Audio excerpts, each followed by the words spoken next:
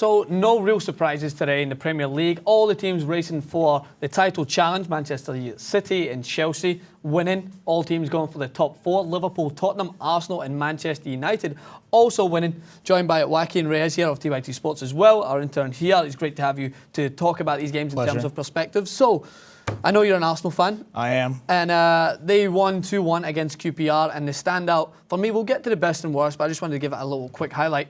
Olivier Giroud, new man this season, right? Yeah, I mean, he's really shown a lot of consistency. He's been putting a lot more goals in the back of the net, answering a lot of critics. You know, the big thing with him was he wouldn't score in the big games. Yeah. We did see that come back to the surface in the Champions League, but in the Premier League, he's been performing. He scored against Manchester City, Manchester United. Comes up with a big goal here for Arsenal again today. And in my perspective, it's clear what he's doing. He's understanding the extent of his technical ability. He's not trying to pick up the ball in wide left areas like he did in the World Cup. And obviously he doesn't have a Benzema who's going to be playing as his main striker and he has to play off of him. He's the main striker for Arsenal. He gets the ball and he puts it in the box. That's where his last 4 or 5 goals have came from. Picking up rebounds, getting in there, using his head, attacking cross balls. And he got in the box again here today for Arsenal, giving them a 2-1 win over QPR despite a great Charlie Aston goal. But for me, the best moment, as you were going to mention it as well, to see Gutierrez come back for Newcastle, right, after testicular cancer, to make a return to the game. It's always great to see. One of my favourite moments in the Champions League was when Eric Abidal got to lift the Champions League trophy after being out ill. It's great to see. He was out for 2 years. I mean, he hadn't played for Newcastle in 2 seasons. He had a little spell on loan with Norwich where he played a bit at the end of last season. But, you know, he had an operation for testicular cancer, had that removed 6 months back. And it's good to see him back on the pitch. Yeah, and just can stay with this game.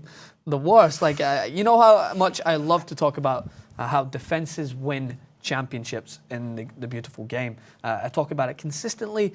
Last week we saw this defensive travesties from Tottenham in the Europa League. Again, in the Capital One Cup, they had defensive problems. Arsenal against Monaco, I know I'd have to remind you about that. From Mertesacker Company as well. But now we see just panic that you'd expect from an amateur under-19s pub league team. Colaccini, for one, tries to shield the ball back and he's on box instead of putting it out for a corner. Then he lets it roll back to Krul, who I guess is still in cahoots with Van Gaal after letting him put him in for the trophy, and he tries to clear it, which is a god-awful clearance straight to Ashley Young, who says, right to him. "Thank you, mate." Manchester United remain in the run for fourth. They just give them an easy And I really goal. thought that, you know, that they defended pretty well most of the match. You know, Newcastle looked very organized, hadn't really allowed much of any clear opportunity on goal. And then to give it up like that was calamitous. Yeah. I want to say, for one other thing for the worst from that match, Angel Di Maria subbed off 60 minutes for Adnan Januzaj. Yeah. This guy is the record signing for the Premier League, and he's being subbed off because he's been ineffective. I mean, I still saw him put a few decent balls through, but we're not getting any near the type of return you'd want. I mean, even double his numbers, it wouldn't match his price tag. So he's your worst? He'd be my worst just because there's a higher bar set for a guy that set the record for. Well, maybe is it worst in correlation with Falcao as well, because he's still another price tag that's humongous, and Manchester United just seem to be having players that are just not performing to what you expect for them. And I thought Januzaj as well, when he came on against Sunderland, he provided more direct attacking ability, which is what Di Maria is great at. He attacks people at pace, direct, he doesn't mess around too much, but he's just changed his game, what it looks like at Manchester United, and it's frustrated. The question is, so then who gets the blame, right?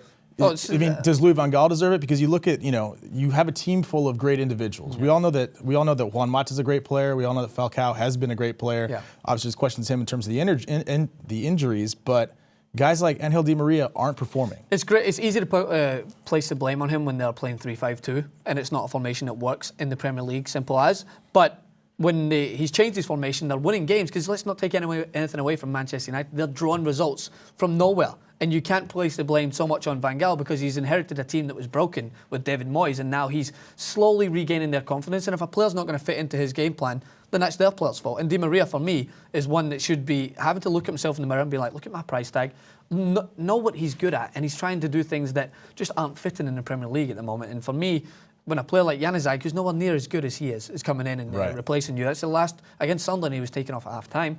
It's something that has to be looked at. But as we said, all teams in the Premier League that we expected to win, not a good day for the bookies, I guess, if all people went in and bet on the favourites, because they just cleaned up. Manchester City trying to keep the pressure on Chelsea, who were on quite a pretty boring game at Upton Park, 1-0. but it's standard Jose Mourinho. These are the results that's going to win him the grind league. it out. That's how you win titles. We've seen United do it year after year. When Chelsea have won titles, they've done it. A quick shout out to Alexis Sanchez, getting back on the score sheet today. Very nice goal.